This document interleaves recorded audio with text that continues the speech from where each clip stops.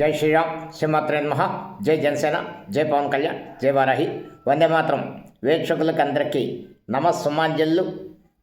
గత ఈ వారం రోజులుగా జరుగుతున్న పరిణామాలు, తదుపరి కూటమి ప్రభుత్వం వచ్చాక తిరుమల లడ్డూ అంశం, అందులో వాడిన నెయ్యి గురించి చాలా ఆరోపణలు వచ్చాయి. అనేక విచారణల తర్వాత ఎన్డీడీబీ నివేదిక ఇచ్చింది. అందులో వాడిన పదార్థాలు, అవశేషాలు, కొన్ని అవశేషాలు ఉన్నట్టు ఇతర ఉత్పత్తులు, పామాయిల్ కానీ, సన్ఫ్లవర్ ఆయిల్ కానీ, లేకపోతే కొన్ని యాసిడ్స్, అవన్నీ సస్పీషియస్ ఏమంటారు దాన్ని, వాటి అవశేషాలు. ఇంగ్లీష్ అంత ఫ్లూయెంట్గా రాదు కానీ, అయితే ఇది వారం రోజులుగా హోరెత్తుతోంది. ఎన్డీడీబీ రిపోర్ట్ వచ్చాక దాన్ని ముఖ్యమంత్రి గారు కానీ, ఉప ముఖ్యమంత్రి గారు కానీ ఎవరు మాట్లాడినా లేదు. ఈరోజు వైవి సుబ్బారెడ్డి గారు మాట్లాడుతూ ఆయన చదివి వినిపించారు.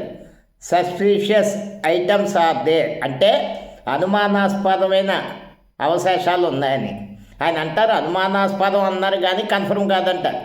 ఇది అక్కడ విచిత్రం, విడ్డూరం నాకు అర్థం కాదు. నెయ్యిలో నెయ్యి ఉండాలి.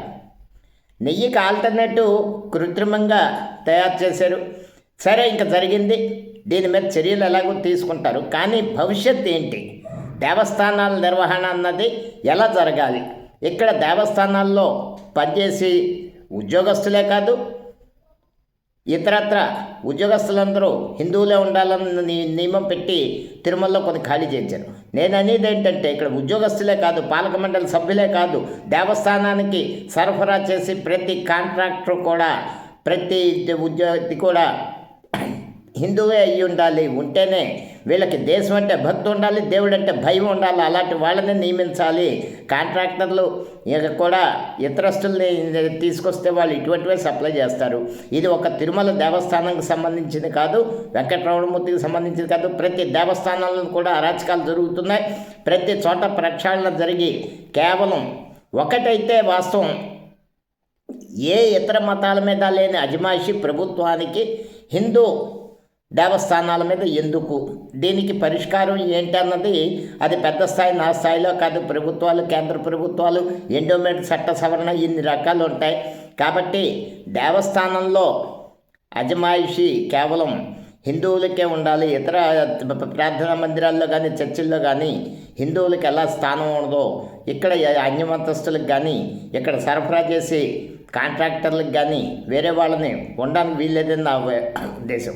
ఇంకా ఎప్పుడు చెప్పేది మళ్ళీ చెప్తాను, ఎంతో వ్యయ ప్రయాసల కూర్చో ఒక భక్తుడు తిరుమల చేరుకుంటారు. అది ఆంధ్ర, తమిళనాడు, కర్ణాటక, కేరళ, ఇతర విదేశాల నుండి కూడా చాలా కష్టపడి ఓ దర్శనంతో పాటు జరిగే దర్శనానికి వస్తే కింద స్టార్టింగ్ టోల్గేట్ దగ్గర నుండి మొదలుకొని పైకి వెళ్ళి వరకు కూడా చేయి జాపి ఉద్యోగస్తుల, ఆలయ ఉద్యోగస్తులు ఎవరైతే ఉన్నారో మీ సంతోషం అన్నవాడిని, ప్రభుత్వాన్ని నేను కోరుకునేది ఏంటంటే, ఎవడన్నా చేయి జాపి మీ సంతోషం చేయి జాపితే చెప్ప పళ్ళు మరి పగిలేలాగా ఒకటి కొట్టమని ఒక ఆర్డర్ ఇవ్వండి.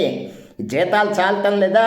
భక్తుల సొమ్ముతో, దేవుడి సొమ్ముతో తింటున్న జీతాలు చాలటం లేదా? మీకు ఇంకా సంతోషం కావాలా? మా సంతోషం మీకు ఇవ్వాలా? చివరికి దేవుని చూసి వచ్చేసరికి, కింద దిగేసరికి, కొండ దిగేసరికి ఆవిడకి ఏ సంతోషం మిగలదు. అలా తయారైపోయి తిరుమల దేవస్థానం. తిరుమలే కాదు, ప్రతి దేవస్థానంలో కూడా కేవలం భక్తిభావం ఉన్న వాళ్ళకి మాత్రమే ఉద్యోగాలు కానీ, అక్కడ చుట్టుపక్కల వ్యాపారాలు కానీ, ఆ సప్లై చేసే కాంట్రాక్టర్లు కానీ, అక్కడ పనిచేసే ఇంజనీరింగ్ స్టాఫ్, ప్రతి ఒక్కరు అదే స్థాయిలో ఉండే విధంగా ఎండోమెంట్ చట్టంలో మార్పులు తీసుకొచ్చి దేవాలయాల మీద భక్తిభావం ఉండాలి. దేవాలయంకి వెళ్తే దేవుడి నామస్మరణ తప్పించి వ్యక్తుల నామస్మరణ ఉండకూడదు. తిరుమలలో కూడా చూస్తుంటాం, పైన దర్శనం చేసుకొచ్చి సెలబ్రిటీలు అందరూ ఇంటర్వ్యూలు ఇస్తారు. ఆ పాయింట్ తీసేళ్ళ కింద ఎక్కడో పెట్టుకోవాలి. అక్కడ కొండ మీద వెంకటేశ్వర స్వామి నామం మాత్రమే వినబడాలి. అక్కడ సెలబ్రిటీలు కానీ, నాయకులు కానీ వీళ్ళెవరి నామస్మరణ వినబడకూడదు. వాళ్ళకి ఏమన్నా వచ్చాక ఇంటర్వ్యూలు ఉంటే అసలు మీడియా పాయింట్ కూడా తీసేస్తే మంచిది. వీళ్ళది ఏమన్నా ఉంటే కిందకు వచ్చించుకోవాలి. కానీ భక్తిభావం ఉట్టిపడాల్సిన అవసరం ఉంది. ఇకపోతే కల్తీ అన్నది మన జీవితంలో భాగం అయిపోయింది. ఇది ఎవరన్నా అవునన్నా కాదన్నా యథార్థం. ప్రతి చోట చూస్తుంటాం రోజు టీవీలో వార్తలు. జంతు కళేబరాల నుంచి ఆయిల్ తయారు చేస్తున్న ముఠా అరెస్ట్. అరెస్ట్ చేస్తారు, వీళ్ళని తీసుకెళ్ళి సబ్మిట్ చేస్తారు, తర్వాత బెయిల్ మీద వస్తారు. వాళ్ళు మళ్ళీ అదే పని చేస్తారు, మళ్ళీ 2 ఏళ్ళ తర్వాత అరెస్ట్ చేస్తారు. ఈ 2 ఏళ్ళు వీళ్ళు ఏం చేస్తున్నారు? అదే పని చేస్తున్నారు. ఇది కింద స్థాయి, గ్రౌండ్ స్థాయి నుండి పై స్థాయి వరకు కూడా విస్తరించి ఉన్న ఒక నేర సామ్రాజ్యం. ఎక్కడికక్కడ మూలాలు పెకిలించకపోతే ఈ రోజుని హిందూ దేవుళ్ళకే కాదు, హిందువులకే కాదు, ఇది అందరికీ కూడా ప్రమాదకరం.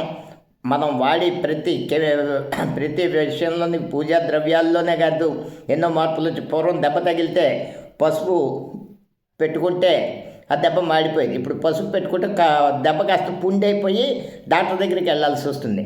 ఎందుకని? పసుపులో కూడా తయారీ స్టోరేజ్ కోసం రకరకాల కెమికల్స్ కలపడం వల్ల, అగరబత్తి కానీ లేకపోతే ధూప్ స్టిక్స్ కానీ ఇవన్నీ కూడా. కాబట్టి దేవాలయాల ప్రక్షాళన అన్నది మొదలెట్టడానికి ఈ తిరుమల నెయ్యి కల్తీ వివాదం అన్నది ఒక నాంది కావాలి. దీనికి హిందూ సంస్థలు ఉద్యమం చేయాలి. ప్రభుత్వం చిత్తశుద్ధితో కదిలి అణువున పర్యవేక్షణ ఉండి ప్రతి చోట క్వాలిటీ కంట్రోల్ పెట్టి వచ్చి ప్రతి సరుకు నెయ్యి ఒకటే కాదు, శనగపప్పు కావచ్చు, కందిపప్పు కావచ్చు, రైస్ కావచ్చు, ప్రతిదీ కూడా క్వాలిటీ కంట్రోల్ పరిధిలోకి తీసుకొచ్చి అన్ని దేవస్థానాలు సరైన సరుకు సప్లై చేయని కాంట్రాక్టర్లని బ్లాక్ లిస్టులో పెట్టాలి. అవినీతి పరులందరినీ కూడా పక్కకు తప్పించి, దేవస్థానం అంటే సేవా దృక్పథంతో పనిచేయగలిగితే ఉద్యోగస్తులు ఉద్యోగాలకు రండి, భక్తితో చేయగలిగితే, లేదు మా కుటుంబం మా సంతోషం అది అంటే మీరు వేరే ఉద్యోగాలు వెతుక్కోండి. కానీ దేవస్థానానికి దైవ దర్శనానికి వచ్చిన భక్తుల్ని పీడించే ఏ ఒక్క వ్యక్తిని కూడా క్షమించకుండా కఠినమైన చట్టాలు ఏర్పాటు చేయాలని కోరుకుంటూ వందే మాతరం. జై హింద్.